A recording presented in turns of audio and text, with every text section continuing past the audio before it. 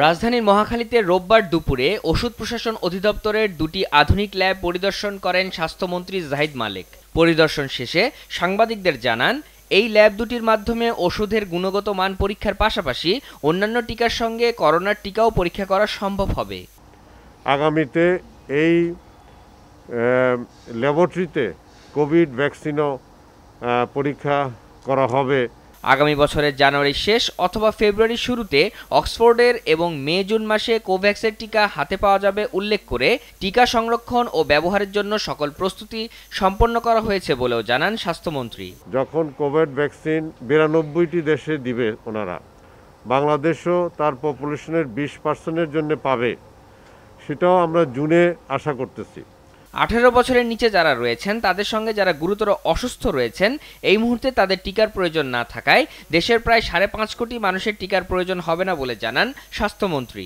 18 বছরের নিচে যারা পপুলেশন আছে আমাদের জনসংখ্যা, তারা কিন্তু ভ্যাকসিন তারা গ্রহণ করবে না। কাজে সেটা কিন্তু একটা বিরাট সংখ্যা, প্রায় 40% পপুলেশনই সেখানে। তা আমাদের পপুলেশনের 40%-এর ভ্যাকসিন এই মুহূর্তে প্রয়োজন হবে না, পৃথিবীর কোথাও এটা দেওয়া হচ্ছে না এবং তাদের ট্রায়ালও হয় নাই।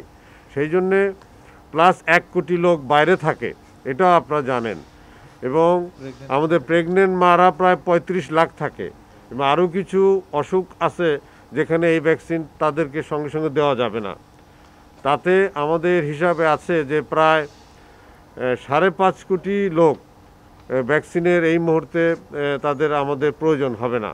অন্যান্য দেশের থেকে করোনা মোকাবেলায় বাংলাদেশের অবস্থান ভালো রয়েছে জানিয়ে ভাইরাসটির নতুন ধরন মোকাবেলায় বাংলাদেশ সকল প্রস্তুতি নিয়েছে বলেও মন্তব্য করেন তিনি। নতুন স্ট্রেইন বাংলাদেশে, এটা আমরা এখন পরীক্ষার পর্যায়ে আছে, এখনও আমরা পরীক্ষাটা আমরা সম্পূর্ণ করতে পারিনি। এর জন্য কি আলাদা কোনো চিকিৎসা লাগবে কিনা বা আলাদা ভ্যাকসিন কিছু লাগবে কিনা এ বিষয়েও আমাদেরও জানা নাই। WHO এই ধরনের কোনো গাইডলাইন এখন পর্যন্ত আমাদেরকে দেয়নি। WHO যে গাইডলাইন দিবে আমরা সেই গাইডলাইন আমরা মেনে চলব। শাহাদাত হোসেন, দেশ টিভি, ঢাকা।